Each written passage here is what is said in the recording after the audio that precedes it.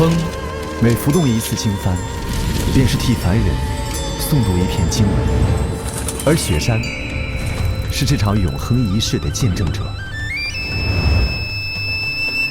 这次我们也是。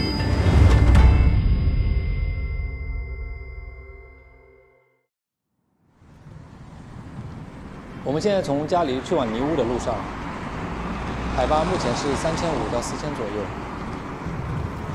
第二期肯定是跟第一期完全不一样的，所以我也很期待我们接下来发生的一切。这是我们第5次来到西藏那曲，相比之前几次拍摄时的高海拔，这次的目的地尼乌是那曲海拔最低的地方。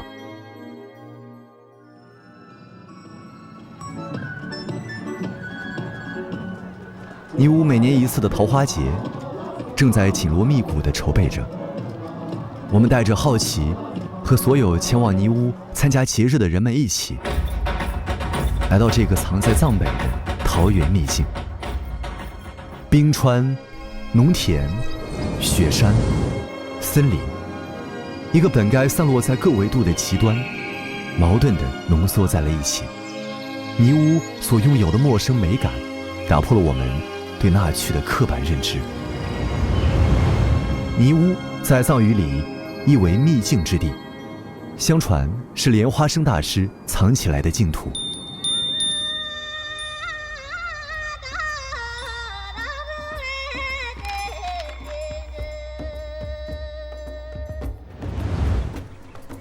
但秘境里这场春天的盛宴，却并非来自莲花生大师的赐予，而是整个地球板块运动下，冷暖气流跨越万里后，一场浪漫的相遇。嘉离西北高东南低的地形走势，完美截停了沿伊贡藏布河谷溯江而上的印度洋暖湿气流。尼乌就藏身伊贡藏布大峡谷，暖流所到之处，顶部雪峰林立，瀑布群落的伊嘎冰川持续东进，而峡谷底部草木漫发，1836平方公里地域，原始森林覆盖面积97%以上。因为这几天要不就是阴天，要不就是云雾天，所以我们现在非常期待有一场大太阳，然后整场太阳可以洒到我们整个桃花源，洒到村庄，这种效果是我们一直在等待的。作为中国桃树的祖先，1万年前躲过大冰期浩劫的西藏光核桃，在峡谷水汽通道、连袂冰川共同塑造的垂直生态秘境中，上演着生命顽强的进化和每年一次的野性生长。这场造物主的神来之笔，构建了自然与文化双重意义上中国真正的桃花源。再专业的设备都无法超越人眼去抵达这场春日震撼。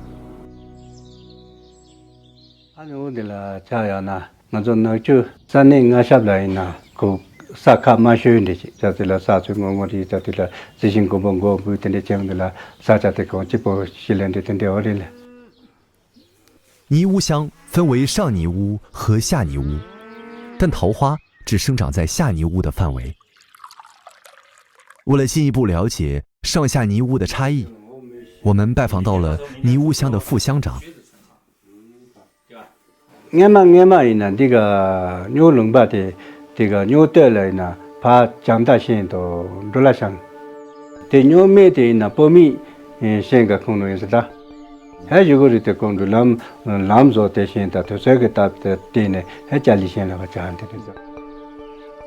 据他所说，尼乌14个村落分布在上下尼乌的不同海拔，因海拔地势差异形成迥异的气候，匹配着村落不同的谋生方式。河川、雪山、大地孕育的一切生灵在此共生。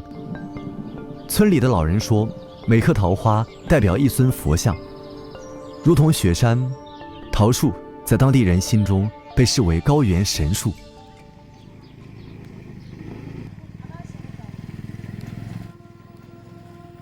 每年的4月，尼乌14个村庄的人们都会翻山越岭，相聚在雪山下的桃花之间。参与过很多次锅庄舞拍摄的我们，一次又一次的好奇，舞蹈对于他们的意义是什么？赶在4月1日桃花节举办之际，我们跟随人群抵达桃花节的舞台广场，希望能找到其中的答案。每年的桃花节以舞蹈 PK 为核心，每个村庄组建一支舞蹈团参与比赛。由领舞组织，1个月前就开始了对传统舞蹈的改编和排练。贡爵拉姆来了吗？贡爵拉姆啊，还没来哈。对，你们第几个表演？我们第11个。我们把目光聚集在了扎西岗村，这支由领舞贡爵拉姆带领的团队，听说是历届桃花节舞蹈比赛的热门夺冠选手。贡爵拉姆还没来吗？还没来，他还没来。那他大概什么时候来？队员已经陆续化妆完毕，然而总是第一个到场为队员化妆的贡爵拉姆今天迟迟未到。根据抽签顺序，其他村庄的舞蹈团队已经开始陆续进场表演。这些小多提头的些呢，我们呢，我们我们他开啥个呢？对路边的说对，些小多主要就得跟大家打是的。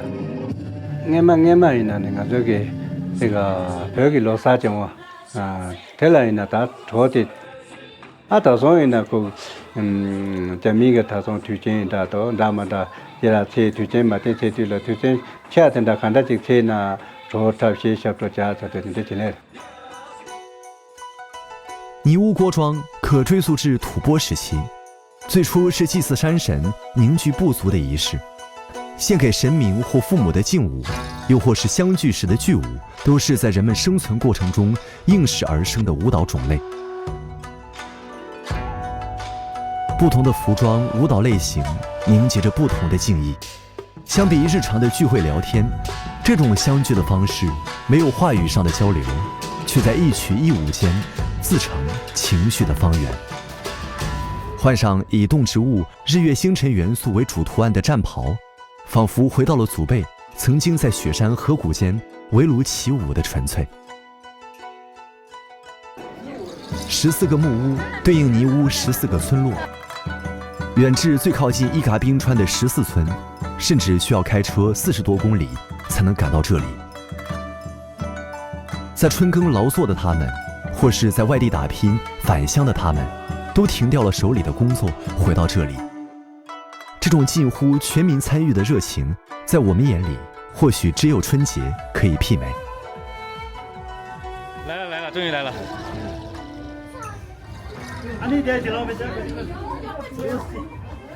贡爵拉姆匆匆赶来和队友们会合。前不久才成为妈妈的她，抱着发烧的孩子东奔西跑了好几天，此刻沉默地消化着迟到的情绪。队员们陪在身边帮忙化妆，他们藏在忙碌中的体谅，不动声色地化解着贡爵拉姆一个人的手忙脚乱。不能紧张，对，要享受舞台，对。对于这里的人们来说，围在一起舞蹈就和吃饭一样日常，而在桃花节这样难得的聚会上，每个人都会更加珍惜上台跳舞的机会。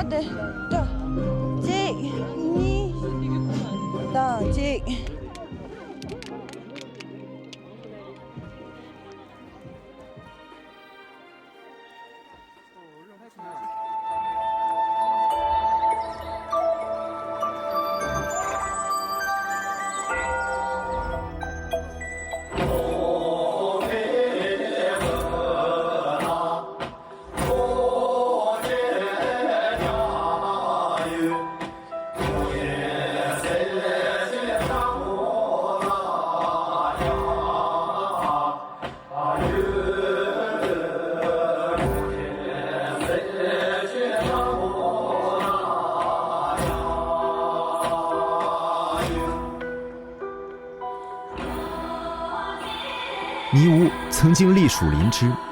尼屋的比武本质上是弓步文化在地理边缘地带的延续，甩手颤踏步、弓步跳跃等动作与弓步剑舞的战步、投掷模拟高度相似。舞蹈将散落各地的人心重新凝聚，他们向雪山送出的最前进的祝祷，将在今后护佑秘境里的每一个人。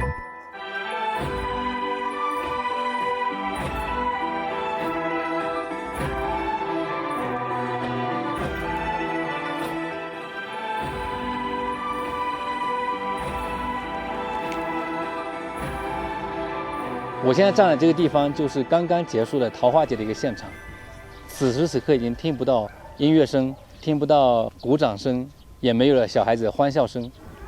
这种感觉就像我们过年的时候，大家会回到家里面团聚，然后过年结束之后，大家又会匆匆忙忙的回到自己工作或生活的地方。我们现在去往尼屋乡的上尼屋。上尼屋跟下尼屋就完全不一样了，我们这个路就非常崎岖，大家愿意从这么困难的这种地方走出来，参加这么个聚会，我觉得这个真的很感动。尼屋地处林芝、昌都、那曲3市交汇点，是那曲嘉黎县重要的粮食经济作物生产基地。桃花节的存在，还为周边村庄的人们带来了交易农特产品的机会。上尼屋的村落沿着河谷一步步靠近伊嘎冰川，这条冻住的银河定格在峡谷之间，站在山巅和尼屋的人们遥遥相望。相比下尼屋，上尼屋的村落更加原始。13村没来参加桃花节的屈英嘉措一家，正聚在一起翻新邻居家的门头。上尼屋靠近伊嘎冰川的这几个村庄，或许未来也将承担接待游客的重任。贡觉拉姆大学毕业后回归家乡，在乡里坚持组织教学习字，由他组织的舞蹈队在桃花节取得很多次第一的成绩。年年都是这样的。从小就爱跳舞的他，也说不清舞蹈的背后连接着怎样厚重的曾经。不知道他做了母亲后的往后许多年，还有没有机会再像今天这样抽出时间和队员们一起站到桃花节的舞台中央，闪闪发光。尼屋的春天会周而复始，在这里出狱的人，未来也总会再相逢。到尼屋乡政府很远啊，对，30多公里。30多公里。那你们平时怎么出去呢？开车。开车出去？或者骑摩托车。我看这里一直都在修路。对对对。修路要修到哪里去？你知道吗？前面有个村14村，有冰川。所有翻山越岭的前程，终将被神山以另一种形式成全。因为山高路远，每一次相聚才显得格外珍贵。当我们带着问题从数千公里外而来，和返乡的尼屋人或千里迢迢赶到桃花节现场的人们一起，在掌心相握的舞蹈里读懂，所有跨越山河的奔赴，本质都是对归属的渴望。尼屋人用歌舞写乡愁和信仰，正如我们在春联里画团圆。14个村落的人，可能以前很少会有因为这样的一个节日相聚在一起，特别是在我们西藏这样高海拔的地方，是非常难得的。这场经历了10年的尼屋桃花节，在千万年地质运动中，短暂的如弹指一挥间。而14个村庄曾经严格构建的，面对多种地貌而形成的游牧与农耕混合的生存痕迹，将在雪山壮阔下留下1年又1年。